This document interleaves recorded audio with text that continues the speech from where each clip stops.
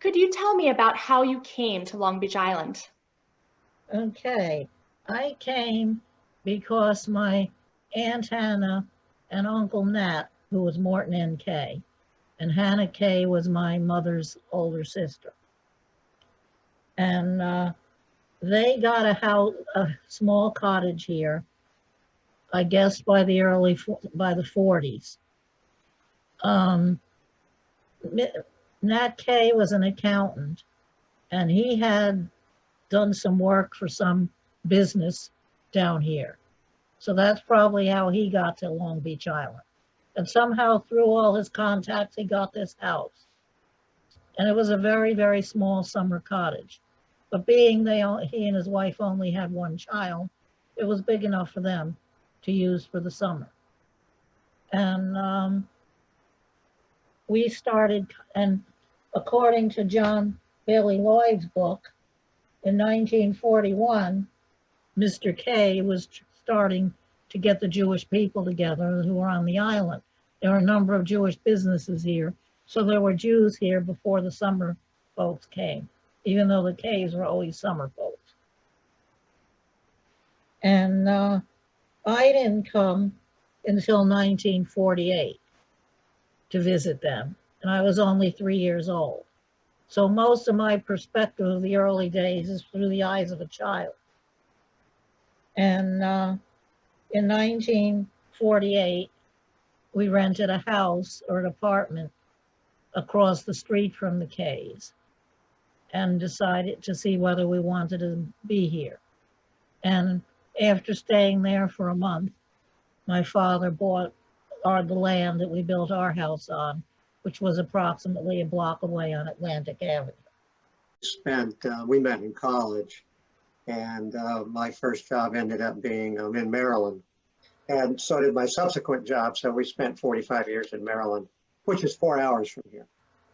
So we didn't use the house much until we were older and had more vacation to come out and use it and more money. And our kids were a little bit older. So we didn't use it much in between. Came down before the season and after the season, maybe a week or a long weekend. But Motivated your decision to move to the island and spend more time on LBI? I always liked the beach, and to me this was home, especially through all the turns in my life after my mother died. This was the one good memory that was still there. Could you describe your life as a Jew on LBI, perhaps some memories from your earlier years and then also some more recent memories? Okay, well, I mean, as a child, with other kids that were around, some of the kids in the neighborhood weren't Jewish. Most of them, Jews were in the minority.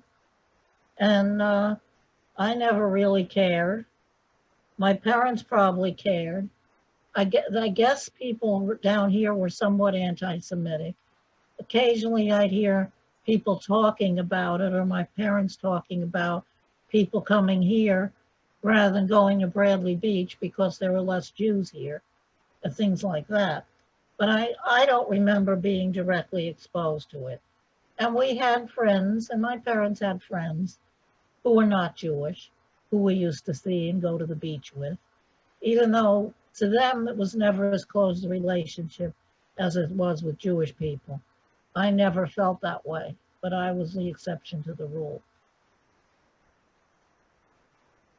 The school, this Jewish Community Center, is only about 6 blocks from our house. So, and of course, her uncle was very active, one of the founders. So that they circulated in that group, and there were, and Linda has a list of them. There were a lot of Jewish merchants who lived down here, and they were probably the original core of the congregation. The rest of the people were summer people, and didn't always come. Linda, you told me in the old days that Anna and your mother used to go up and buy their meat like once a month and freeze it and bring it back down. Yeah, there was no kosher butchers in this area. So we used to bring meat in a big cooler, or what was a big cooler in those days, and put it in the freezer. And once in the middle of the summer, my mother would go back and buy more Jews. The main reason I stuck with the JCC here was because of the history of it and because my uncle was a founder. So I always felt it was a place I could go or should go. There was a congregation before the original JCC was built in 1961. In the early years, we met at the Ocean House Hotel, which is on Center Street next to where Magnolia House is. And I remember going to services there when I was about 9 years old and reading a paragraph out of the prayer book. And then we needed a bigger place, and we moved to the Baldwin after it was sold to the Corbs, who were Jewish. And we had a bigger area there. And we were there and we're saving money to build our own place when the Baldwin burned down in 1960. And then the original JCC was built and opened in 61. And I would go whenever I was on the island, which wasn't all the time, mainly because my aunt and uncle were active there. And I didn't think I actually took membership until Rabbi Nunberg was there. And at that time, it was a much smaller congregation. There was less money. So, I mean, it was a smaller building. And it was built where it was, and it was just wonderful to have our own place. Can you tell me about some of your favorite things about the JCC? Well, I like some of the events, like the bazaars. I used to go to the Passover Seder, some of the dinners. I used to attend Mahjong. And I basically liked it because the people were from all over. Coming here, I got to see people, you know, from other areas, not just from the suburban area I grew up in. So that was refreshing. And in recent years, there are even people from much further away places in the country, like from the Midwest and the West and so on, which we didn't have back in the old days. Being a small congregation and a summer congregation, they were less, I guess, I don't know if the word is vigorous, less culturally rigorous. And there were a lot of mixed families like ours that in our age bracket, or maybe within 10 years of our age, because we're both in my late 70s and Linda's 75. So, you know, some families in our age bracket from say about 65 to 80 that were mixed families, but where the Jewish member was still observant and was pretty common in our generation at least. And so there were quite a few that. Now, the shul is changing and getting less and less mixed families and more families where both partners are Jewish. But almost all of them, of course, as you know, with the intermarriage rate, almost all of them have a non-Jewish relative someplace, an outlaw or an in-law someplace. But I'd say the shul is getting more formal, a little bit more suburban-like. Linda and I were always people who didn't want to live in suburbia. We always would want to be out on the edge of suburbia, not too far away, you know. You could ride into the symphony or the opera in 45 minutes, but you weren't living right in the suburbs. And so the shul's changing, and that's just reflecting the demographics of the island. I think that leads nicely to my next question. In your opinions, what are some of the challenges facing the JCC? Basically getting the bills paid and security. Because, I mean, we've had to have the cops there more often just when things have been going on. The township police have been doing it. We haven't had a problem. But we need security and being there for all the Jews on the island that want to come. I mean, there are plenty of Jews that come to the island that don't come to the JCC. Maybe they just don't bother because they're not here that long, or they're just not observant. Nobody really knows. The JCC technically is not affiliated with any branch. So all but the most Orthodox religiously would be willing to come. And not that we wouldn't have the most Orthodox, most of them would not come to us. We're not Jewish. It's a seasonal congregation. And so in the summertime, in the wintertime, you have trouble getting a minyan, and in the summertime, there's plenty of people around, too many. One of those deals. I think the younger generation, from what I can see, is changing. But in my generation, apparently there were a lot of the Jewish men that weren't well educated in the religion.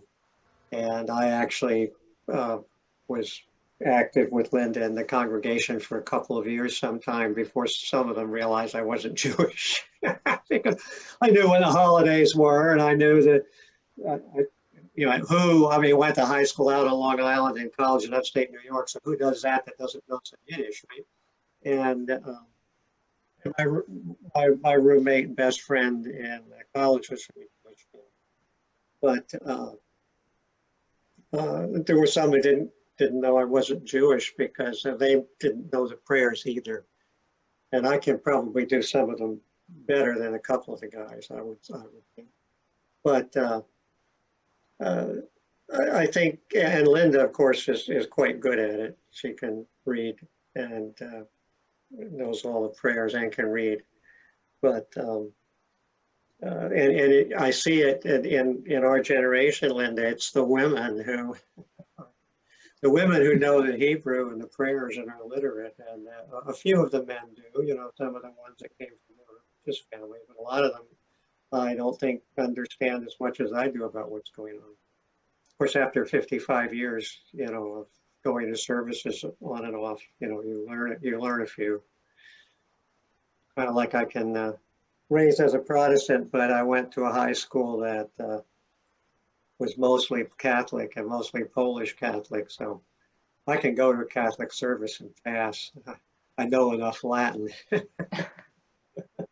course, it's not, other than a few key prayers, it's not in Latin anymore. But when it was in Latin, I think sometimes I knew better than the Catholic kids sitting next to me what was coming next. What are some of the challenges facing the JCC? Basically getting the bills paid and security. Because we've had to have the cops there more often just when things have been going on. The township police have been doing it. We haven't had a problem. But we need security and being there for all the Jews on the island that want to come. Seasonal congregation. And so in the summertime, in the wintertime, you have trouble getting a minyan, and in the summertime, there's plenty of. What are some of your hopes for the future of the JCC? Basically, to have education and activities for those who want to participate, which basically they do. Linda wanted to see that the congregation would survive on the island as a congregation for at least as long as the island is here. Would still be here, is still surviving, and that people would still be going to it. In 20 years, I probably won't be here.